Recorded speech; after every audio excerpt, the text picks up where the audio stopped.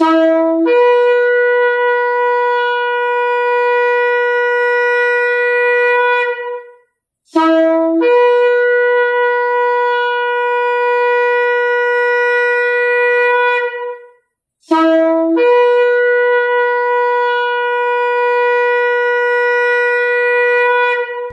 RPK dimanapun Anda berada, Shalom Beshem Yeshua HaMashiach, salam sejahtera dalam nama Yeshua HaMashiach, dalam nama Tuhan Yesus Kristus Juru Selamat kita. Selamat mengikuti siaran Tekiah, Telaah Kata Ibrani Alkitabiah bersama Gembala Benyamin Obadiah, Ketua GKMI Gereja Kehilat Mesianik Indonesia. Tekiah sendiri dalam bahasa Ibrani berarti suatu cara peniupan shofar seperti yang telah didengar tadi. Siaran Telaah Kata Ibrani Alkitabiah ini dimaksudkan untuk menggali kebenaran Alkitab dari bahasa dan masyarakat Ibrani yang menjadi persemaian tumbuhnya iman Kristiani kita yang berasal dari tanah perjanjian Israel di Timur Tengah. Saudara dapat mengajukan pertanyaan ke 0812-9912-430 untuk mendapatkan jawaban dari perspektif mesianik. Shalom Pak Ben. Shalom Bu Ira, shalom sahabat RPK dimanapun Anda berada. Hari ini kita akan membahas kata Bethlehem. Dalam bahasa Ibrani dieja Bet Yud Taf, dibaca Beit, artinya rumah. Lamet Het Mem, dibaca Lehem, artinya roti. Beit Lehem, rumah roti. Mika 5 ayat 1. Tetapi engkau, hai Bethlehem Efrata, hai yang terkecil di antara kaum-kaum Yehuda, daripadamu akan bangkit bagiku seorang yang akan memerintah Israel, yang permulaannya sudah sejak purbakala, sejak dahulu kala. Lukas 2 ayat 11-12, hari ini telah lahir bagimu juru selamat, yaitu Mesias, junjungan di kota Daud. Dan inilah tandanya bagimu, kamu akan menjumpai seorang bayi yang dibungkus dengan lampin dan terbaring di dalam palungan. Kedua ayat ini nampaknya berkaitan satu sama lain. Silakan dijelaskan, Pak. Ya, benar. Kedua ayat ini berkaitan. Nama Bethlehem Efrata telah muncul dalam nubuat Nabi Mika lebih dari 700 tahun sebelum Yesua lahir. Bahkan telah dikenal di kitab Kejadian karena Rahel, istri Yakov, dimakamkan di jalan menuju Efrata, yaitu Bethlehem. Dan sampai sekarang kalau kita datang ke Bethlehem, pemandu wisata akan mengatakan dari dalam bis bahwa rombongan baru melewati kuburan Rahel. Jelas di sini kita melihat bahwa Injil tidak dapat dipahami dengan sempurna bila dilepaskan dari kitab Tanakh, yaitu Torah, Nevi'im, Ketuvim, yang biasanya disebut Perjanjian Lama oleh orang Kristen bangsa-bangsa. Nabi Mika mengaitkan Bethlehem Efrata dengan munculnya Raja Israel yang akan memerintah Israel yang permulaannya sejak purbakala, Mikedem, sejak dahulu kala, Mi Me Olam, kekal. Sekitar 700 tahun kemudian, di tempat yang dirujuk Nabi Mika, malaikat mengatakan, hari ini lahir bagimu juru selamat, Mesias di kota David, yang tidak lain adalah Bethlehem. Dari kedua ayat tersebut kita dapat menyimpulkan bahwa anak yang lahir itu, Yeshua, sudah ada sebelumnya. Kelahirannya bukanlah permulaan dari keberadaannya. Ini searah dengan Injil Yohanes 1 ayat 1 dan ayat 14. Pada mulanya adalah firman. Firman itu bersama-sama dengan Elohim, dan firman itu adalah Elohim. Firman itu telah menjadi manusia dan diam di antara kita. Jelas sekali bahwa yang menjadi manusia itu adalah firman, yang pada mulanya bersama-sama dengan Elohim dan adalah Elohim. Yeshua adalah firman Tuhan, Dafar Elohim, firman Tuhan itu bukan ciptaan. Firman Tuhan adalah bagian dari diri Tuhan sendiri. Kitab suci jelas menyatakan bahwa kelahirannya menunjukkan sifat keilahiannya. Benar sekali. Sekarang bagaimana firman Tuhan yang menjadi manusia dan lahir sebagai bayi itu dapat dikomunikasikan kepada umat Tuhan di bumi yang belum memahami apa yang terjadi? Tidak lama setelah kelahiran Yesua di Bethlehem, satu malaikat Tuhan menampakkan diri kepada para gembala yang menjaga domba-domba mereka di malam hari. Dan setelah menyatakan kelahiran Juru Selamat, Mosia, di kota David kepada mereka, ia pun menambahkan, "Dan inilah tandanya bagimu, kamu akan menjumpai seorang bayi dibungkus dengan lampin dan terbaring di dalam palungan." Mengapa Tuhan memilih tanda seorang bayi yang dibungkus dengan lampin dalam palungan? Apa istimewanya seorang bayi dibungkus dengan lampin? Bukankah ini hanya menunjukkan tanda kemiskinan? Untuk menjawab pertanyaan ini, kita perlu menggali lebih dalam untuk memahami makna konteks Yahudinya dalam penulisan Injil.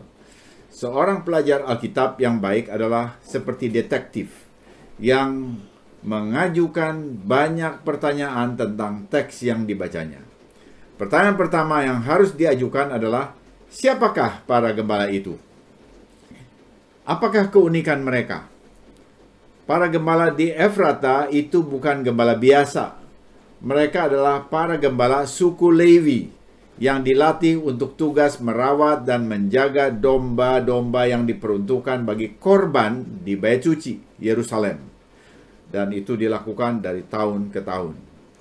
Selanjutnya, kita harus bertanya, apa pentingnya lokasi tempat mereka menemukan bayi Yesua? Di Bethlehem, ketika salah satu dari kawanan domba mereka melahirkan, para gembala akan membawa domba tersebut ke salah satu gua yang disebut groto di sekitar tempat mereka yang digunakan untuk tujuan itu. Gua-gua untuk melahirkan ini dijaga dalam keadaan kosher alias murni secara ritual, karena domba-domba ini ditampung di sana akan digunakan sebagai korban di Bait Suci dalam Misna Sekalim 7 ayat 4. Domba-domba jantan yang lahir di sekitar Bethlehem digunakan untuk korban Pesak atau Paskah. Di zaman Romawi sudah ada jaringan penginapan, dalam bahasa Grekanya pandokeion, di sepanjang jalan-jalan Romawi. Tetapi penginapan ini tidak ada di setiap tempat, apalagi kota kecil seperti Bethlehem.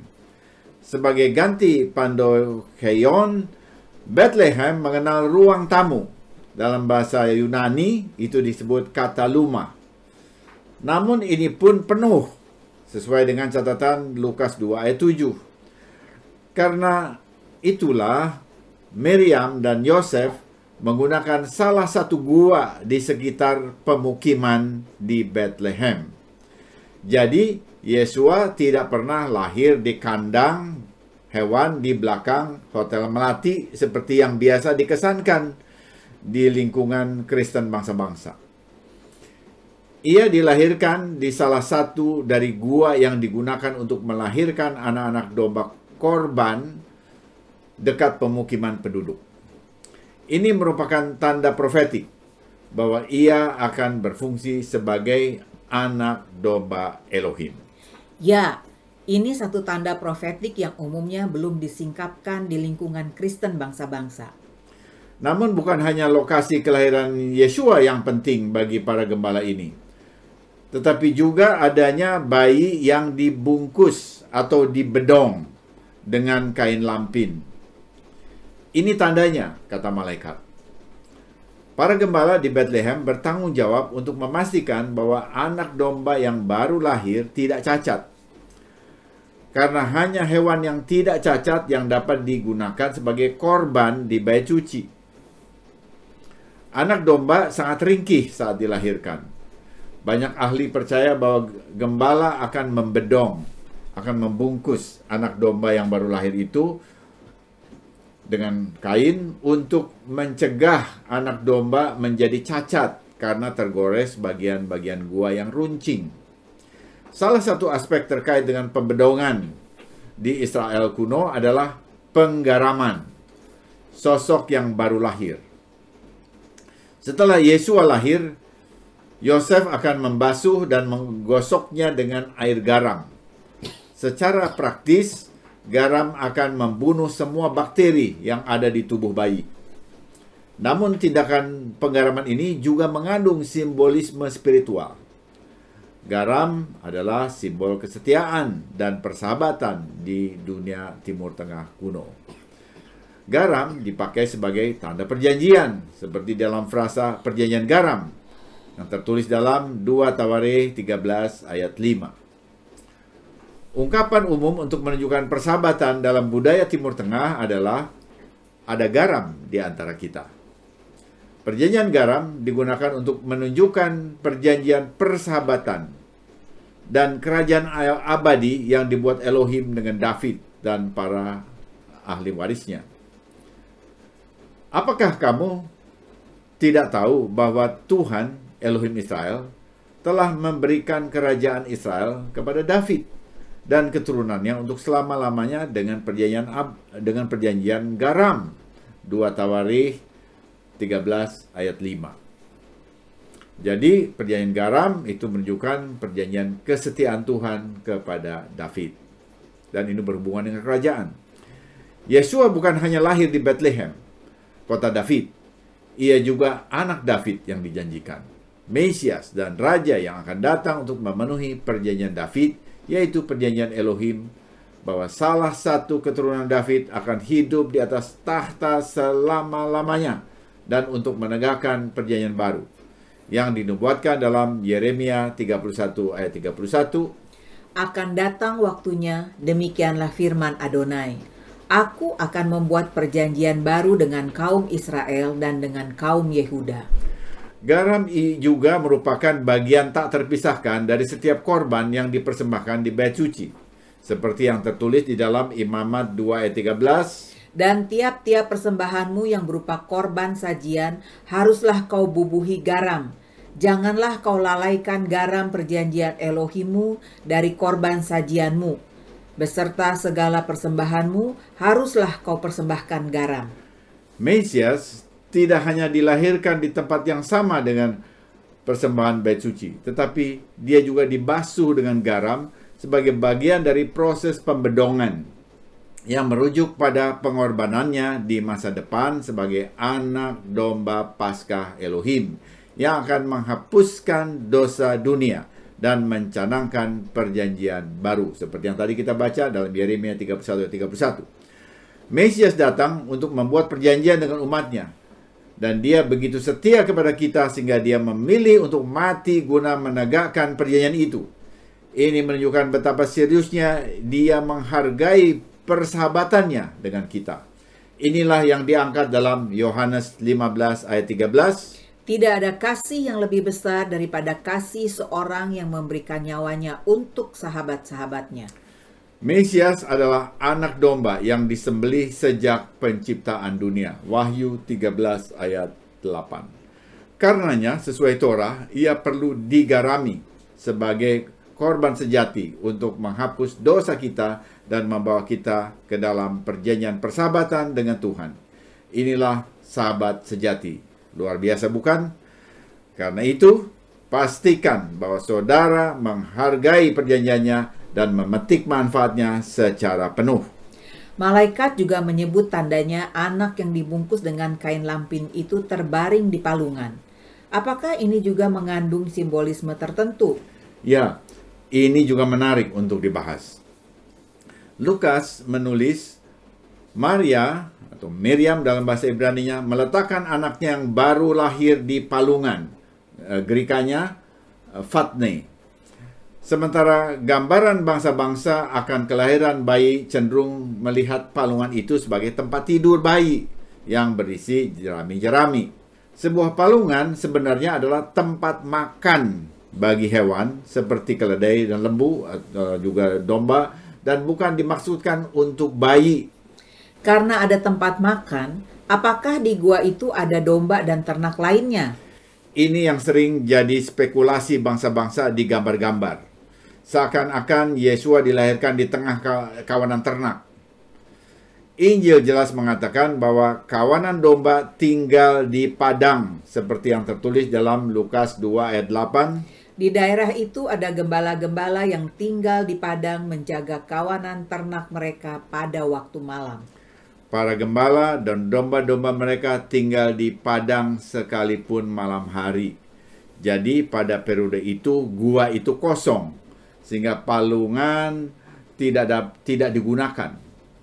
Ini juga menyatakan bahwa Yesua secara geografis dilahirkan bukan di musim dingin.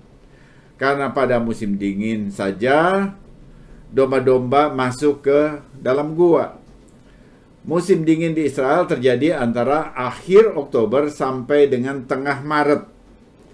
Catatan Injil di Lukas 2 ayat 18 merujuk bahwa kelahiran Yesua, Juru Selamat, tidak terjadi dalam musim dingin di bulan Desember.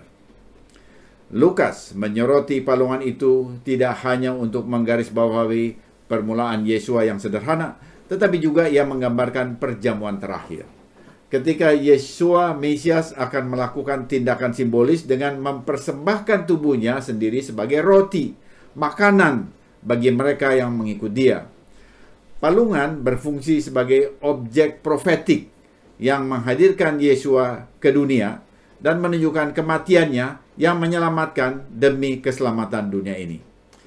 Menanggapi kabar baik dari malaikat, para gembala berkata, "Mari kita pergi ke Bethlehem dan melihat apa yang telah terjadi, seperti yang diberitahukan junjungan kepada kita."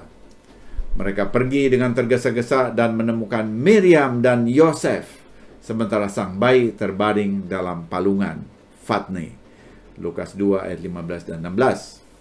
Dengan demikian, palungan Yesua memainkan peran penting dalam narasi kelahiran Yesua oleh Lukas. Palungan adalah wadah pertama tempat Yesua berbaring di samping pelukan ibunya dan berfungsi sebagai tanda dari Tuhan yang digunakan para gembala untuk mengidentifikasi Mesias mereka. Ya, kelahiran Yesua di Bethlehem berarti rumah roti. Jadi Bethlehem berarti rumah roti dan Yesus lahir di sana dan ia dibaringkan dalam wadah makanan pada saat kelahirannya.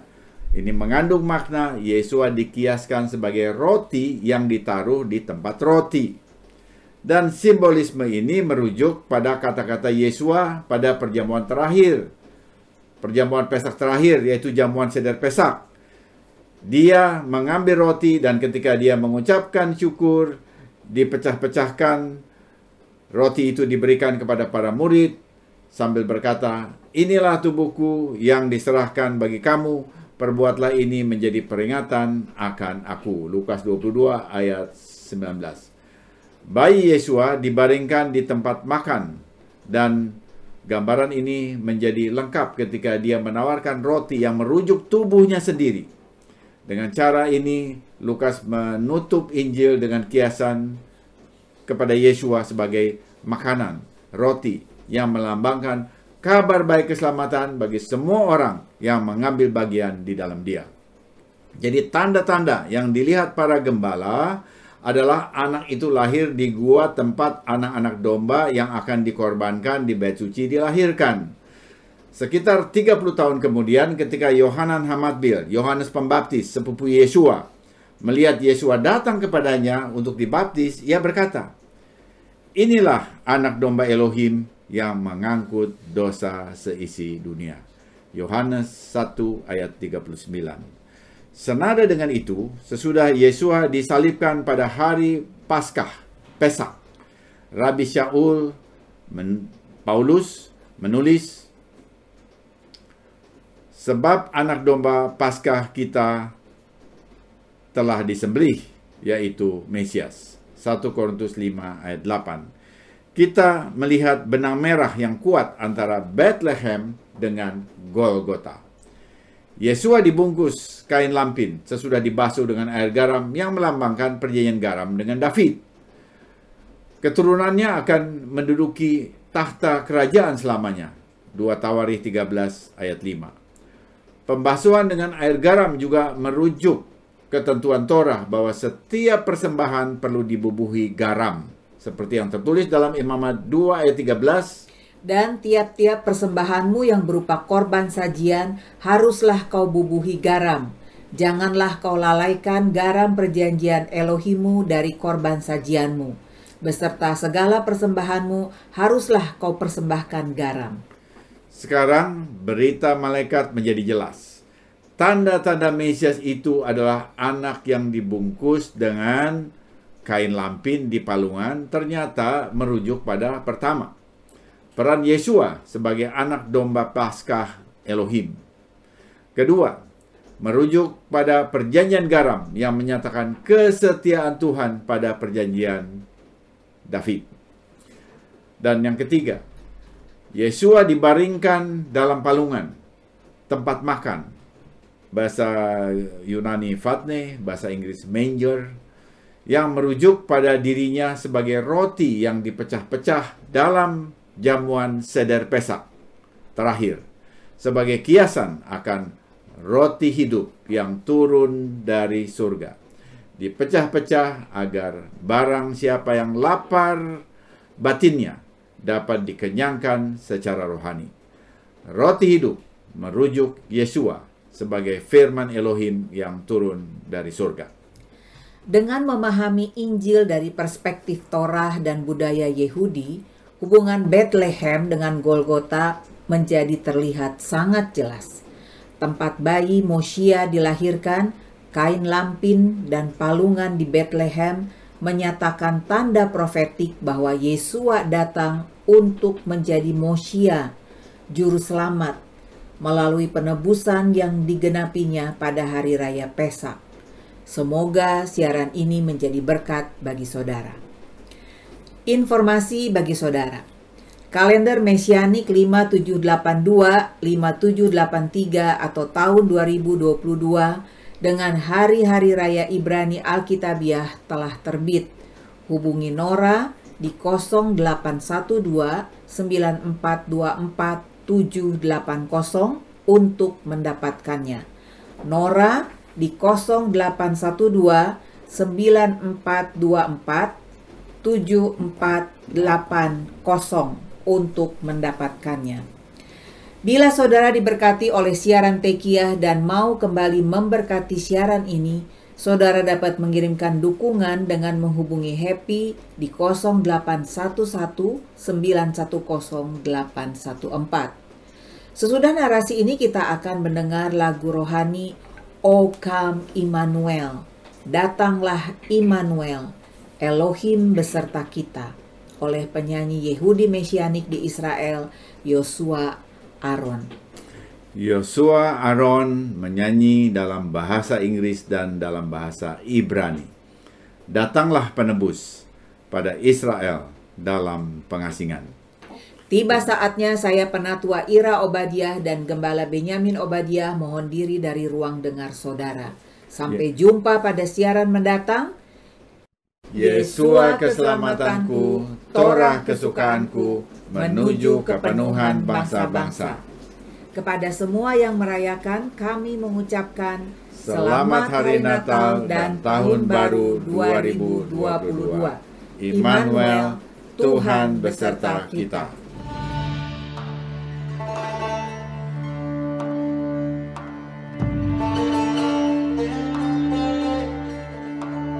O come, Immanuel,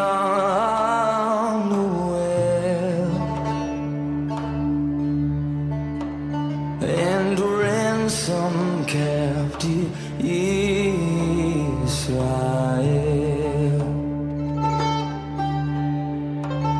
that mourns in lonely exile here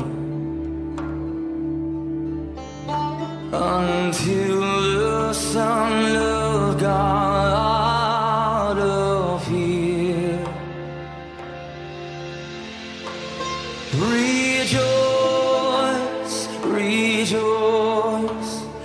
Emmanuel shall come to thee, O Israel.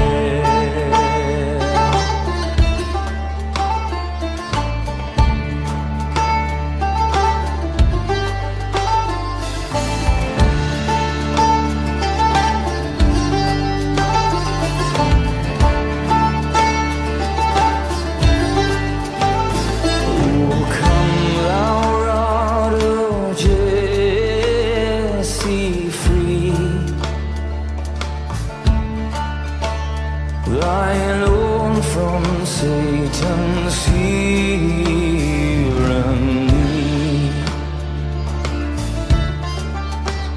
from depths of hell thy people save, and give them victory o'er the grave. Simcha, Simcha, Emmanuel, Yahweh Lachem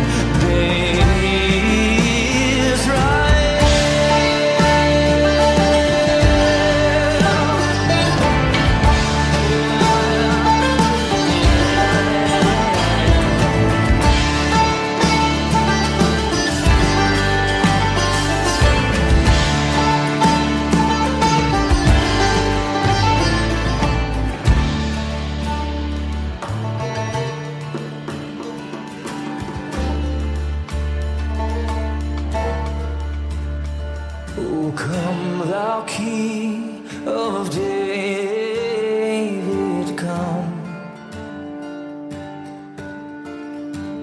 and open wide our heavenly home. Make safe the way that leads on high, and close the